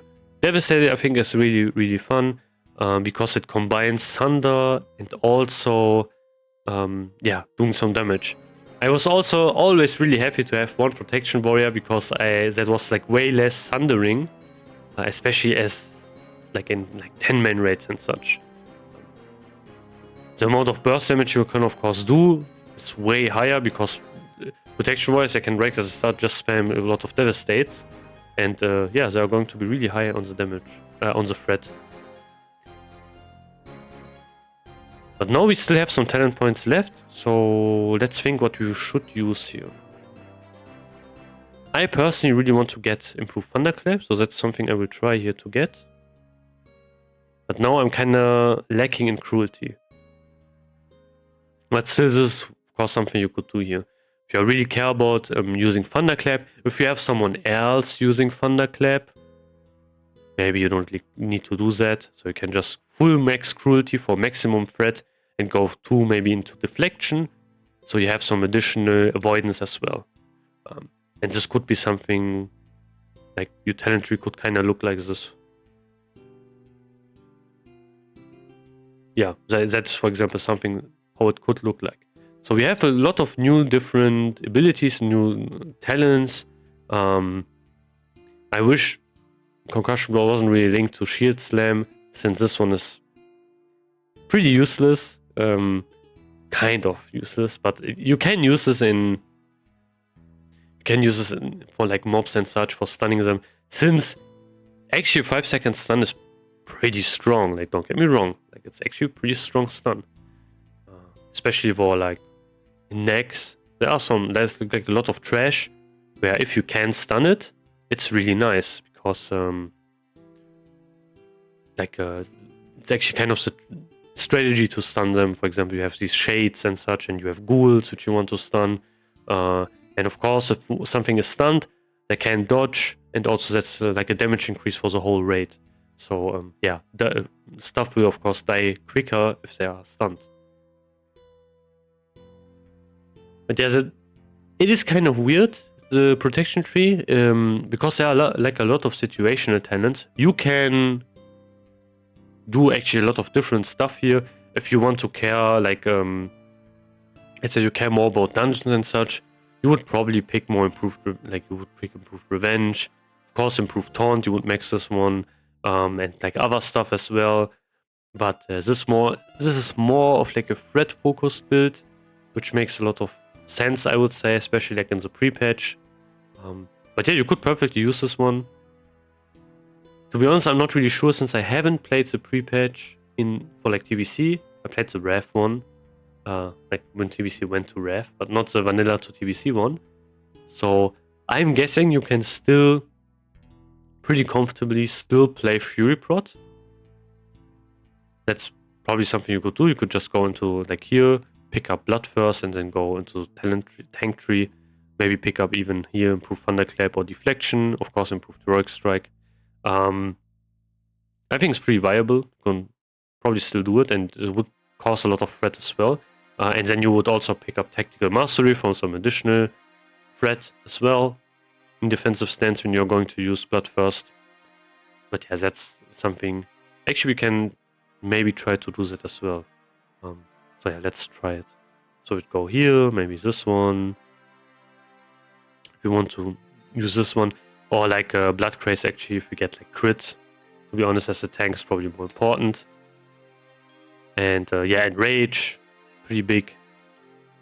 And then we can think about our talents as well here. Why not? Sweeping strikes for some AoE situations. Stuff like that. Dual wield spec is pretty nice. And also, of course, this one. So we have some dodge reduction. And then flurry. And then we can pick up bloodthirst. And then we could go into here, pick up defiance, for example. This one's of course really important. Maybe some additional rage generation here. Shield specs probably not something you would be using. Then you would be using two one-handers. But if you like, yeah, that's not something I would use here. Then you can maybe go for more toughness. And then we would pick up this one, of course also this one. This is more of like an experimentation. Also, don't forget you want to grab Proof the Heroic Strike, really important. And now we are we can kind of think about, okay, what else do we want to pick? Do we want to have more damage? Then we can just go for more dual wield spec specialization. Max this one out, and yeah. Again, this is also something you can use, since of course Bloodthirst is always going to be really strong. This would probably more often like Fury Prot build you could use here. Doesn't use any shields. Is really threat focused. So you have like Defiance. You have some more threat focused build. Max Flurry, Max Enrage, everything. And some points here as well. But yeah, this really depends. Like what the current idea is. I think one other thing I need to mention is, since we won't have ward buffs, we will be a bit squishier in the pre-patch as well. Since like of course a lot of the ward buffs gave us more HP, the G buff, and also the DMT buff gave us of course a lot more HP. But yeah, that's something we might need to think about as well. I'm not sure, like about protection warriors, that's something I'm really unsure about, how they would really function. I think it is pretty much a viable strategy to just go full deep protection and keep it safe, play it safe. I think there will be enough threat for that build, because they get a lot of buffs here. They get like, you can see it right here, one-handed weapon specialization, vitality. They get a lot of scalings as well. Defiance in general will cause a lot more threat. But I'm not sure, to be honest. I think Fury Prot still is going to be a thing as a pre-patch. Later on, I don't think so. I think even like for Heroic Dungeons, it's going to be impossible to play. Actually, Heroic Dungeons are going to be way harder than Raids, because they are going to get nerfed. But yeah, that's just something that would be an idea that I could actually do here. Now I kind of want to talk about some level 70 specs here. So let's talk about that really quickly. We have different things we can talk about. First of all, I previously shown you like the Fury spec, which you can use at level 70 if you want to incorporate. If you want to incorporate Rampage, so if you would maybe go for something like this here, go 5 into Commanding Presence, 5 into Unruled Wrath, 5 into Cruelty, go 5 into Rage, pick up Sweeping Strikes, pick up Weapon Mastery, then go into Dual Wield Spec, max out Flurry, get Bloodthirst, 1 point into Whirlwind. Now it depends on how much hit you have, but let's say we don't have enough hit. We would go for more hit, and then we go 5 into Improved Berserker Stance, go into Rampage, and also of course make this one out, because why not? We can still decide if you want to keep this open to get more talents here, but yeah, let's see. Then we are at 53 and we still have some talent points left, so let's try to make this one out first. So 3 into Improved Heroic Strike, 2 into Deflection, usual stuff. Yeah, if we are going to have situations where we are always going to charge in, swap stances to keep like the rage, but again, don't forget, we are only going to keep 10 rage whenever we swap stances right now. So I would just go for Improved Thunderclap for now. And yeah, no, we can actually think about these talents are not really that important. Maybe Improved Thunderclap is, but whatever. We can go anger management, 3 into deep wounds, and then we can go 1 to improved overpower, so we can unlock the next 3, and then we go into impale, and we are done. This would be something how your talent tree could look like. You can replace improved charge with iron will, since this one's kind of useless since we don't have tactical mastery. So yeah, this would be something you can actually replace here. So maybe go 2 into iron will instead, so you have some stun reduction. So yeah, could be something like this. This would be kind of the talent tree at level 70 if you want to incorporate Rampage. Again, you could take talent points out of here and put them somewhere else, but that's not really somewhere else, to be honest. Even if you put everything here, we still can't get Death Wish. So yeah, even if I max this one out, yeah, can't get Death Wish here. So just that's something to mention here. Now I want to show you the spec every single Fury Warrior should aim for as soon as possible. So this is a really important spec if you want to do the most amount of damage, but you will need to have gear and you will need to be hit capped without talents. So let me show you that one. So let's reset everything again. We will go again, start in Fury, Cruelty, Unbridled Wrath, Commanding Presence, because why not? Again, Rage, no-brainer here. Again, Sweeping Strikes, Weapon Mastery, Dual Wield Specialization, and Flurry. Really important here. Then we are going to pick Blood first, 1 into Improved Whirlwind, Dual Wield Specialization, and then 5 into Improved Berserker Stance. And then we are going to go into the arms tree. So 3 into here, like into Improved Heroic Strike, 2 into Deflection. The rest, like we can put 3 into here, into Improved Thunderclap, 2 into Iron Will, Anger Management, Deep Wounds, 1 into Improved Overpower, 2 into Impale. Oh, and now we need to get some additional talent points so we can go further down the tree. So Iron Will, Iron Will, Iron Will, and we have Death Wish. So that's the Death Wish spec. We can also, like the filler talent points, we can put them somewhere else. Maybe into like max out Improved Overpower if you are really, if you are really like doing a lot of overpower, you can do that. You're really swapping a lot of stances, you can do that. Since don't forget, you are going to keep 10 rage always, so you can always pop an overpower, always. But don't forget, if you are expertise capped, it's like loses out on a lot of value. Having some stun resistance can be pretty nice. But yeah, that's something how it could look like. Also, instead of having that, you can also instead go for improved charge, and then something like this. Also something you can do here.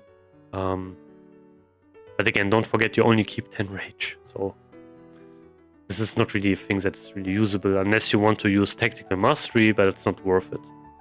In general, what you are trying to aim for is you skip out on Rampage.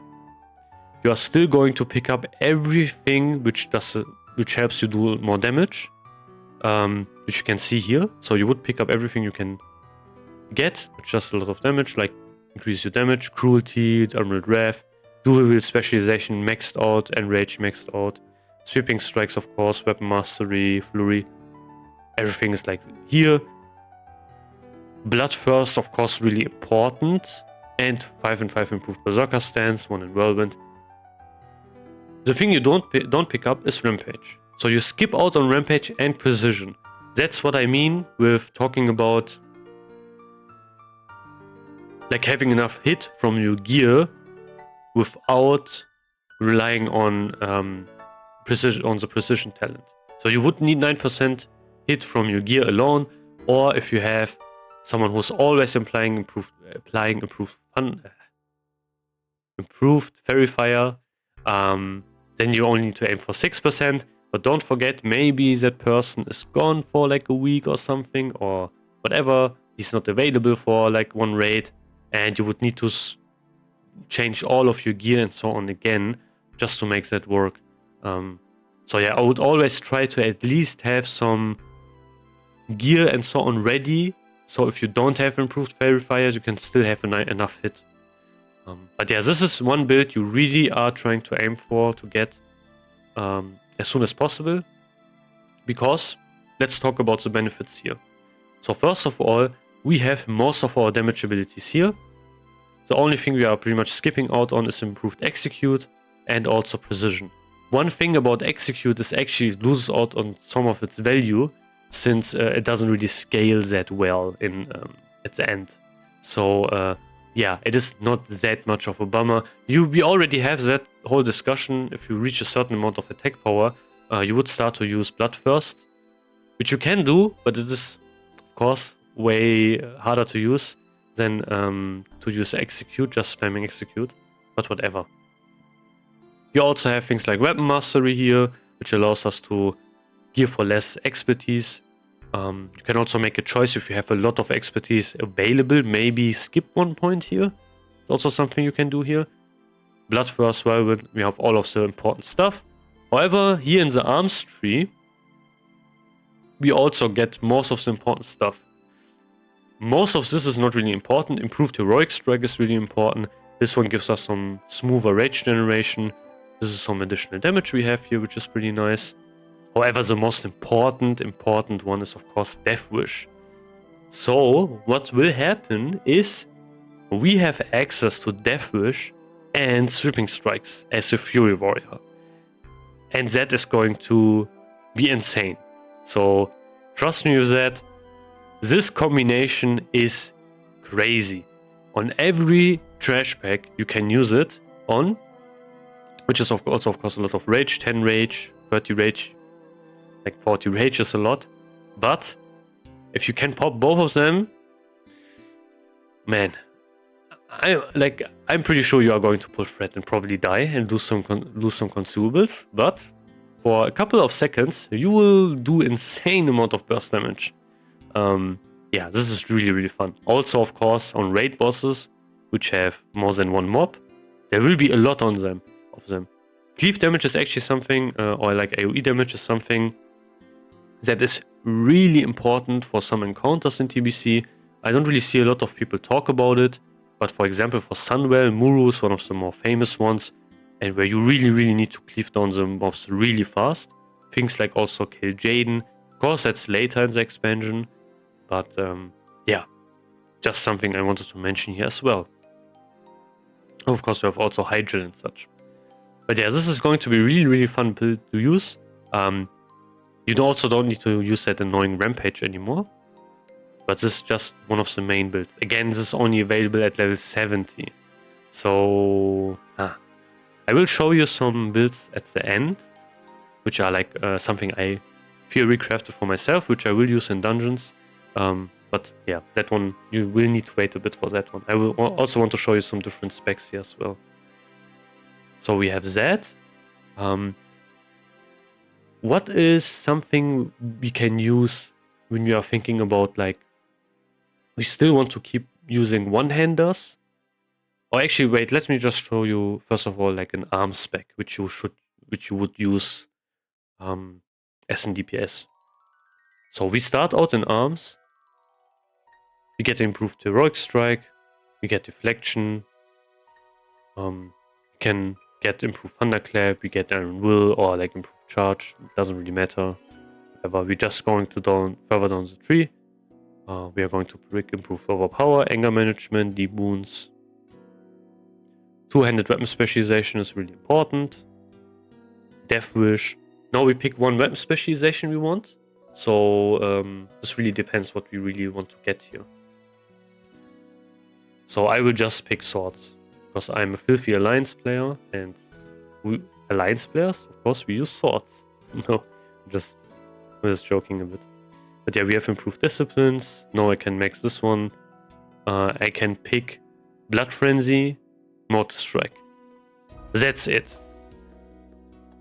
Now I want to go in the Fury tree. So let me do that. I could also max out Impale, but let's first of all, let's look at the Fury tree. So we go 5 into here. For this one, it's kind of, yeah, whatever. I would just pick up Improved Demo Shot. Since we are using a two-hander, we can't really proc a lot on Riddle Rev. So yeah, but it's whatever. I will pick this one. And now we need to kind of actually experiment a bit. So how can we get to Slam?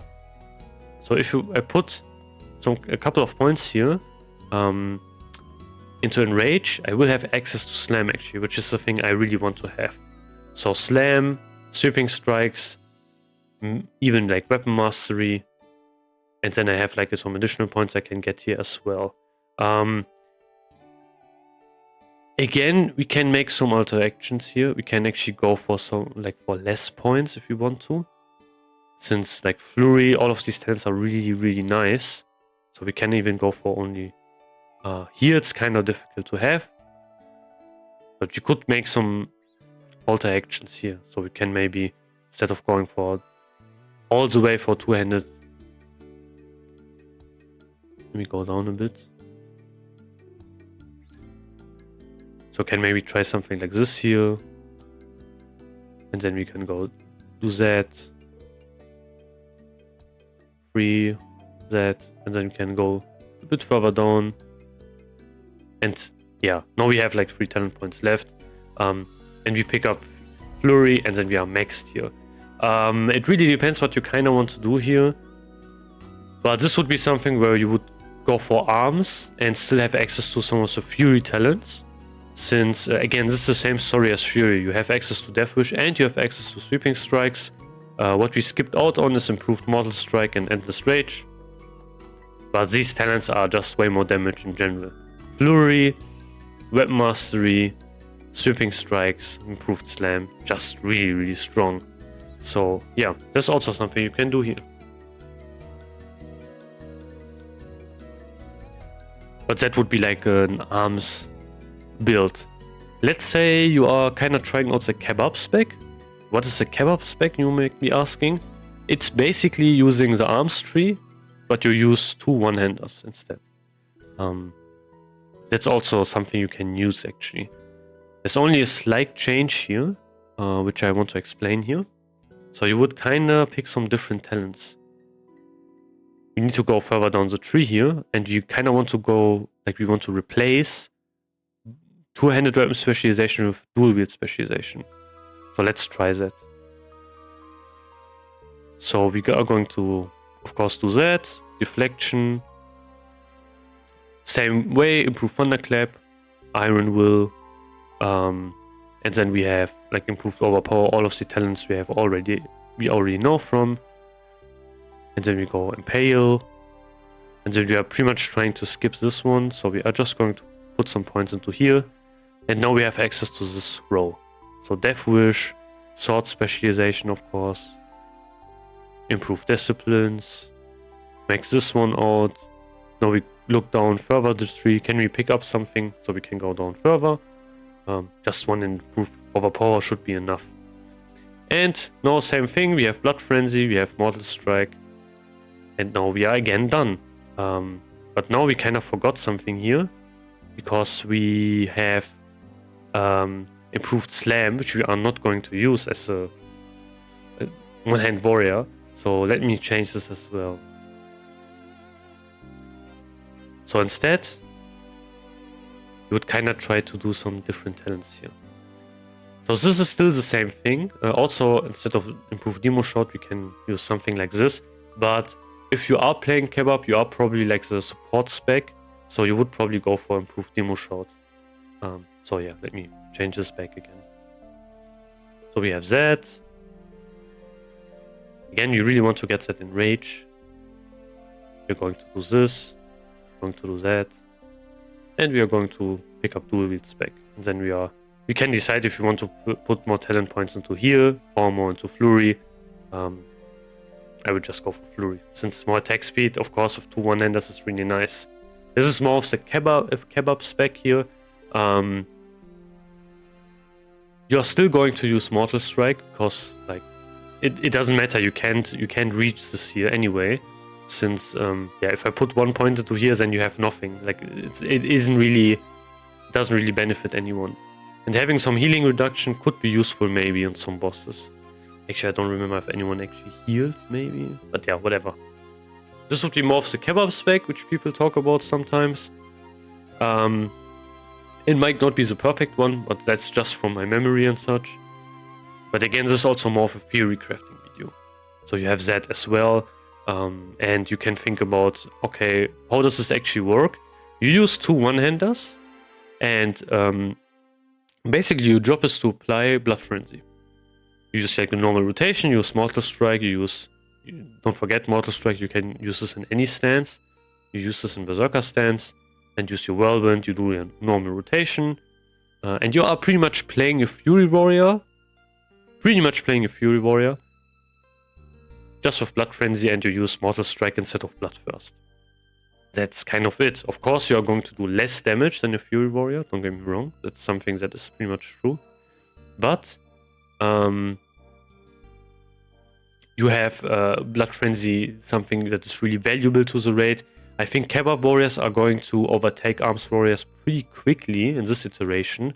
So yeah, that's something maybe you will be seeing a lot more often. But people also really like Arms Warriors. They really like having a big two-handed weapon to play with in raids and such. And again, it's perfectly viable. You can 100% play Arms Warrior. You won't get hate or anything because, like, don't forget, you bring Blood Frenzy, and Arms Warriors are also kind of underrated with their damage. They have even some situations where they can out-damage Fury Warriors, especially on some cleave damage, because like having a one big two-handed weapon is pretty nice for some, like especially some of the weapons are really, really crazy, like some two-handed weapons. For example, we have Cataclysm's Edge. This one's crazy, like it draws from Hydra, and yeah, some of the two-handed weapons are really, really nice. And to be honest, there's not really a lot of competition. You will have Red Paladins, which are also really competitive, but you are going to do more damage than them probably. As well, you won't really have a lot of competition. So if you think about, I don't really want to compete with rogues and other Fury Warriors. I want to chill a bit. I want to get away from like all of the warrior competition in vanilla. Just play Arms Warrior. It is still really nice to play. It is I would say it's more difficult 100% than a Fury Warrior, because especially if you play two-handed, you need to use Slam, and there's kind of a skill gap. Using that, it can be very fun as well, however, and it is also not so annoying to use, since I talked about this in my change video. You have some changes here that are going to be done. For like Slam, you have first of all, whenever you take damage, it's not like a normal cast. You are not going to get spell pushback, and also the casting time is going to be less. So yeah, might be worth something to try out on if you want to. So this is also something I could recommend if you don't want to compete with a lot of people. Play Arms Warrior, especially if you're pugging. You are going to find the raid spot way easier than any Fury Warriors and rogues, unless the rogue is bringing improved exposed armor. But yeah, I saw so many people always in LFG tool asking for one Arms Warrior chat, and yeah, you can pretty much chill. The weapon is like pretty much for you. You might need to compete with one Red Paladin, and that's it. If you play a Fury Warrior, have fun to compete with, like for your weapons, I mean, have fun to compete with rogues, with also other Fury Warriors. Maybe you have two, and yeah, that can be pretty annoying. And maybe also a tank which wants to have like a one-handed weapon for some, I don't know, reason, and also maybe some hunters and stuff like that. There can be a lot of competition going around. But yeah, that's kind of it for, I would say, for the specs. You also have like an Impale spec for Protection Warriors, but I don't think that's really interesting. basically you just take some talents here and then you go into this, like this talent, Impale. But to be honest, I don't really care about showing this one off here. So whatever. One thing I want to show you here is actually kind of something I thought about using, which is the full AoE, full damage spec in when I'm leveling. So basically, one problem we will have is when we are level 60, we don't have access to like Death Wish and Sweeping Strikes as Fury Warriors. We actually need one more level. So that's something I want to show you here as well. So I would start off with Cruelty. I would of course also start with Unbridled Wrath. This is my full AoE spec. So I would just use that. I know you could think about, okay, I will max out Commanding Presence. But I also kind of want to try out improved cleave with this build. So that's something I would do here. It really depends if I can get another warrior in my group. I would probably change that. If I can't, like if I can't get another warrior, I would just max out Commanding Presence. If I can, I will just use improved cleave and so put 2 points into here. Maybe also do something like this one. So with Piercing Hole, we can maybe slow the mobs, AoE them down way quicker, way easier. But yeah, it's also something I'm kind of thinking about. Of course, in Rage, Sweeping Strike's one of the most important spells here. Pretty much a no-brainer. Weapon Mastery is pretty nice for AoE since a lot of your attacks are going to be dodged, and especially if you have like a lot of attacks going on, having them not be able as dodged as much is of course really, really useful. So yeah, this is something I want to also have here. Then we have Dual Wield Specialization, no-brainer Flurry, and then I'm going to pick Bloodthirst. So that's that. Now let's look into the arms tree actually. Now I want to actually go into the arms tree. Improve the Heroic Strike because of course you will have some bosses where that is important. Improve Thunderclap, less chance to be stunned. Anger Management, Deep-Wounds is pretty nice for some AoE damage. Yeah, I think I'm not really going to use Improved Overpower, but whatever. Impale. Now I will go for more stun reduction. And then I have Death Wish. No, I'm 61. So that's what I mean. That would be, if I get any level in, like when TBC is going to come out, I will try to use this spec here, just because it will have a lot more AoE damage. The AoE damage, like I have improved cleave, sweeping strikes, Death Wish. And one of the best things you can do is actually dungeon spam. So this is actually a pretty nice build. And then after that, I would try to pick up improved Whirlwind, of course, and even go for 2 to improved Whirlwind. Since again, Whirlwind is going to do a lot of damage here. But that's also something that I'm kind of trying to play with. So this would be something I would use like maybe for a dungeon build. Because this can be pretty fun to use. Especially while you are leveling. Like skip out on Rampage while you are doing dungeons, because I mean you can keep it up since you can pull and pull and pull and pull, but it costs additional rage, and I would rather spend that rage on another cleave, on another sweeping strikes, on another whirlwind, rather, than to keep using Rampage. And with skipping this one, I can just have Death Wish up as well. I mean, I lose out on improved Berserker stance damage, I lose out on some hit, I lose out on a lot of stuff, but the amount of AoE damage I can do with this build is actually kind of insane. It really depends on how big my rage generation is going to be here. But yeah, that's just some additional build I wanted to show you here as well. But that's, I would say, kind of it. This video is already really long, so I'm sorry for that. But I kind of wanted to theorycraft about different talent builds. If you have any other questions, feel free to ask them. And yeah, if you like these kinds of videos, feel free to like and subscribe. I will try to pump out more and more TBC videos. Again, TBC is my favorite expansion and also my favorite version of Warriors, since they are really similar to Vanilla. I really quickly realized that while playing Vanilla. but I think there's like 1 or 2 things really missing, which it's really improving the experience. Especially things like Bloodlust. I really miss Bloodlust. And Wind Fury. Oh man, Wind Fury is going to be so fun to have as a warrior.